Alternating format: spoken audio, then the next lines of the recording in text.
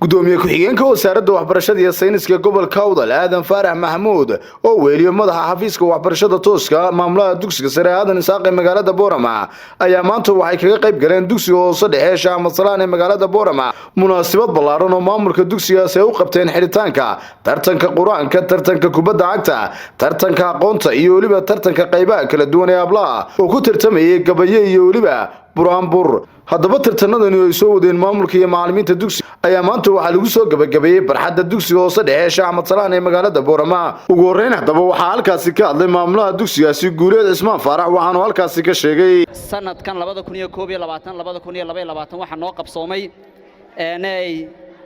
afar waxqabad oo aynu ugu talagalnay sanad dugsiyeedka inuu ku dhamaado. afartaa waxqabad waxa ugu horeeyay tartankii kubadda cagta oo qabanay namada galaas kasta oo ay kamid ah iskoolka dugsiga Sheekh Axmed Salaan. waxa noogu xigay tartankii aqoonta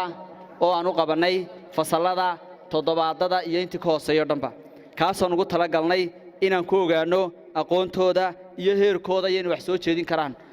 ta kale labaad tartanna aanan ku jirin oo ay kamid ahaayeen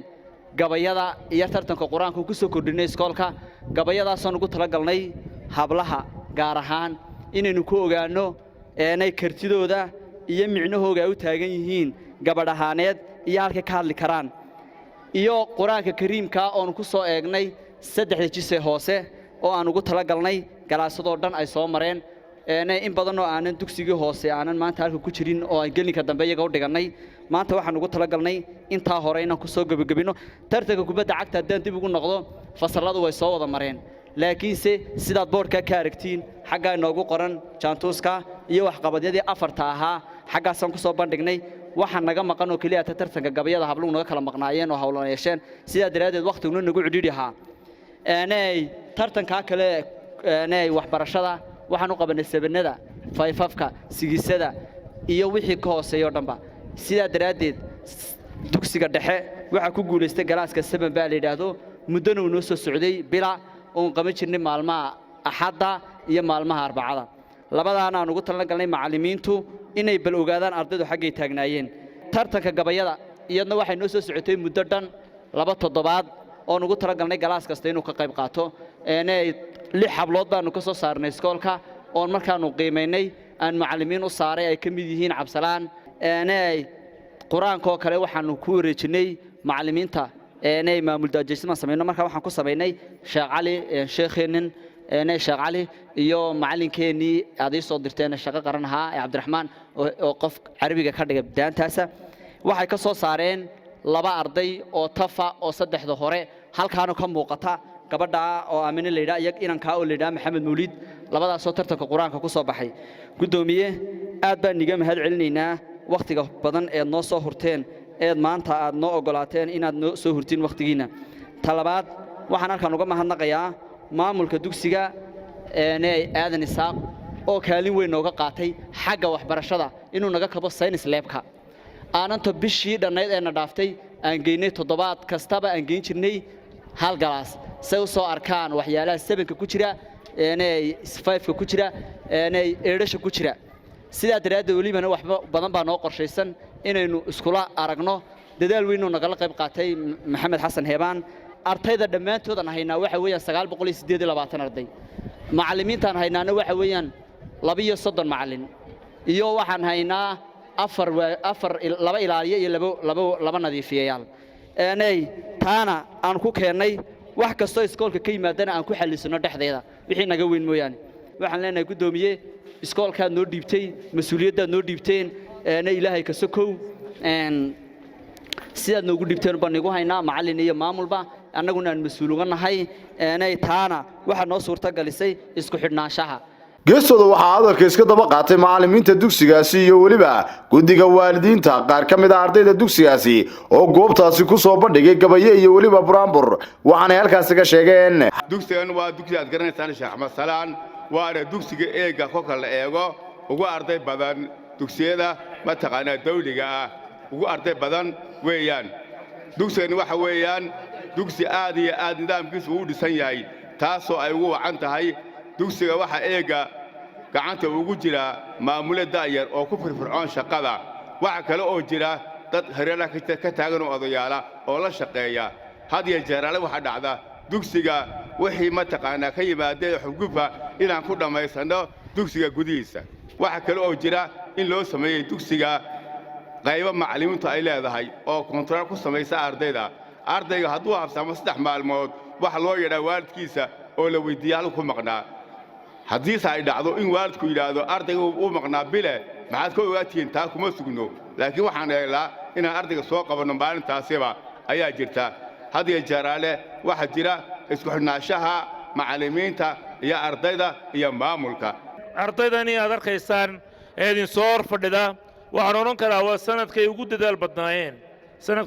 badnaayeen way uguna activity badnaayeen waxa laga qabtay halkani activity fara badan ama waxa laga qabtay nashaadaad fara badan ayaa laga qabtay oo ay ka soo wada qayb galeen dhammaan waxa ka soo bixi doona gabayaagii waxa ka soo bixi doona ciyaartoogii waxa ka soo bixi doona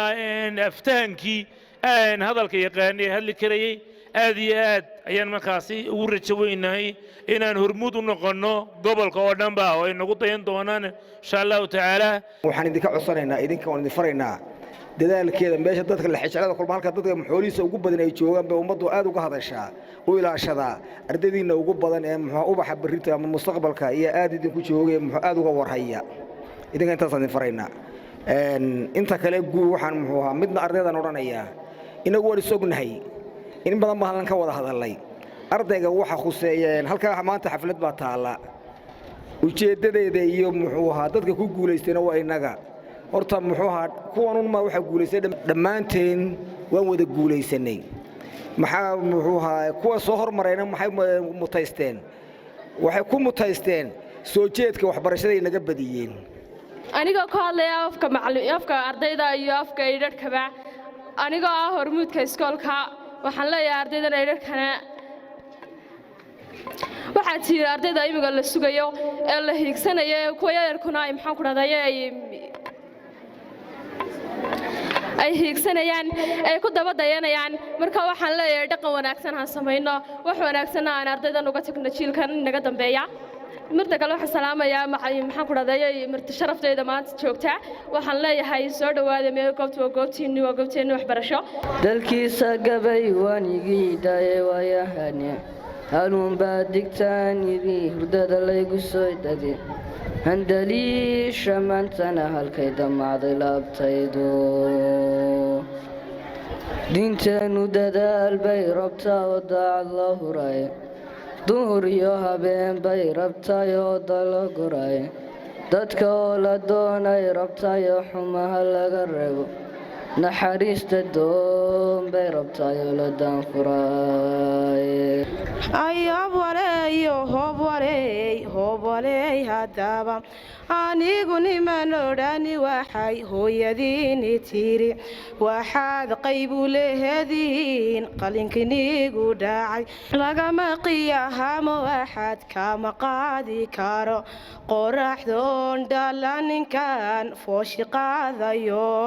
qudhaydow yahabayu dhimal waa qatare qumana wiilkahaygi qadirkaysiiyayo nin qaydka ku xambaharanaskana u qariyayo qabowka ka ilahashay qoraxdana ka dhowrayo qureecda u duubayo qadaadana u kariyayo waadigan qaangahadho qunu istaade qaayibow murtidu waa qahaliye tayda meel ku qoro xasan maxamed heebaan maamulaha dugsiga sare ee aadan isaaqi magaalada boorama iyo cabdiraxmaan saleebaan oo madaxa xafiiska waxbarashada tooska ee wasaaradda waxbarashada oo geestooda hadalka iska daba qaatay ayaa waxay kula dardaarmeen ardayda dugsiga hoose dhexe Sheekh Axmed Salaan ee magaalada boorama kulli insha Allah dugsiga hoose dhexe Sheekh Axmed Salaan waa iskuulan wada shaqayn wanaagsan leenahay oo mar walba wixii activity aanu la wadaagno oo kala qayb qaadano gaar ahaan aad iyo aad u caawino fasalada sideedaadka ee dugsiga oo u baahan xaqiiqatan garab istaag badan iyo in aad iyo aad loola shaqeeyo maadaama yihiin maanta dadka magaca iskuulka sida imtixaankii nationalkana u fadhiisanaya taana inta haddaan ku dhaafo kolley barnaamijkani waxa weeyaan xaqiiqatan waa barnaamijyaadkii lagu soo xidhayay extra curriculum activitieski dugsigu lahaa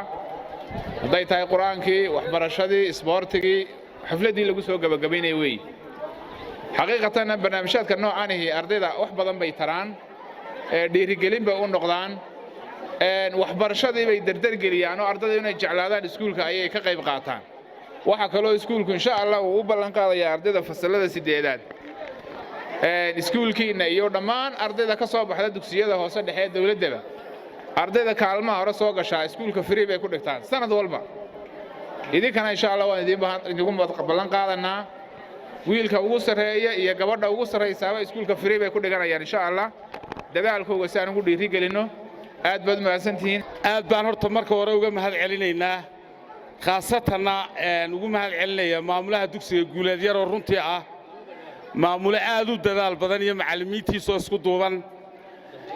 waxaanad ka muuqataa isha macallinay Soomaalidu tiraadaayo dugsiyadii gudaha Boorama marka maanta la eego inuu iskuulku noqday dugsiga ugu horeeya ama hormoodka dugsiyada soo galaya uu ka noqdo aad baan ugu mahad celinaynaa dadaalka iyo halganka macallimiinta iyo maamulka dugsigana ay muujiyeen ardayda iyaguna sida wanaagsan ula shaqaynaya heeganka oo ay waxbarashadooda ku dadaalayana waan u mahad celinayaa iyo guud ahaanba intii xafladan soo agaasintay ujeedada haddaan soo noqdo waxa la yidhi cuntada haddaad aragto cuntada aynu cunaynaa hadday weydo xawaash noocay noqonaysaa waxay noqonaysaa bilaa dhadhan marka activity-ga hadday noqoto tartanka ciyaaraha hadday noqoto tartanka kale aqooneed ee aqoon isweydaarsiga dooda iyo dibeedyada ciyaaraha fudud tartanada kale ee hibada ah sida maxaa ku raada taa gabayga aad ku soo darteen iyo halka inoogu muhiimsan oo ah quraankeena kariimka ah inaad soo bandhigtaan